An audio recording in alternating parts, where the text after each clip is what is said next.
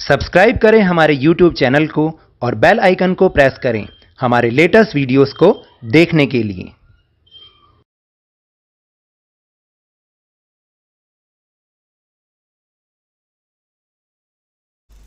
Hello and welcome to Lavneesh sir की class.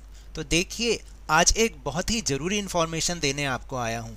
तो अब बोर्ड के बच्चों का, बोर्ड के स्टूडेंट्स का इंतज़ार हुआ ख़त्म, क्योंकि आज हमारे शिक्षा मंत्री जी ने ये ऐलान कर दिया है कि जो मार्च में परीक्षाएं होती थीं, अब वो मार्च में ना होकर इस बार बोर्ड की परीक्षाएं 10वीं और 12वीं की परीक्षाएं 4 मई से शुरू होंगी। तो देखिए, बहुत ध्यान से देखिए कि 4 मई से बोर्ड की परीक्षाएं शुरू होंगी और ये जो परीक्षाएं हैं वो 10 जून तक चलेंगी। ये परीक्षाएं 10 जून तक चलेंगी। तो 4 मई से शुरू होके ये परीक्षाएं 10 जून तक होंगी। तो देखिए, अब आपके पास तैयारी का बहुत सारा समय है। अब आप अपनी तैयारी में जुट जाइए। और उन्होंने ये ऐलान करते हुए आज तक पे ये बताया कि सीबीएसई की 10वीं और 12वीं की परीक्षाएं 4 मई से शुरू होंगी और 10 जून तक वो ख़त्म हो जाएंगी। और उन्होंने ये भी कहा कि 15 जुलाई तक वो रिज़ल्ट देने की कोशिश करेंगे, यानी 15 जुलाई तक आपकी बोर्ड की परीक्षाओं का रिज़ल्ट भी आ जाएगा।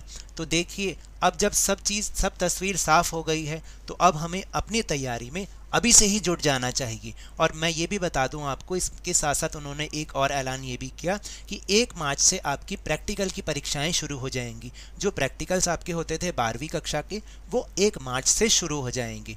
तो अब मैं बार बार यही कहूँगा कि आप अपनी तैयारी में जुट जाइए, क्योंकि 4 मई दूर नहीं है।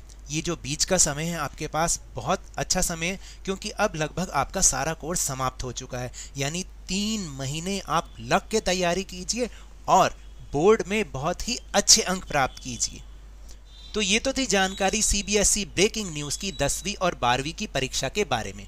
और मेरे अगर इस तरह से समझाने से आपको थोड़ा सा भी समझ में आया हो, तो इस चैनल को ज़्यादा से ज़्यादा सब्सक्राइब कीजिए, लाइक कीजिए और बहुत ज़्यादा शेयर भी कीजिए। और हाँ, मेरे साथ इसी तरह पढ़ाई से संबंधित चीज़ों को समझते रहिए, लेकिन ध्यान और मन लगाकर पूरी मेहनत और लगन के साथ पढ़ते रहिए। और अगर आपको कोरोना वायरस को हराना है ना, तो हाथों को नियमित रूप से साबुन और पानी से धोते रहिए, मास्क जरूर लगाइए, क्योंकि जब तक दवाई नहीं तब तक कोई ढिलाई नहीं।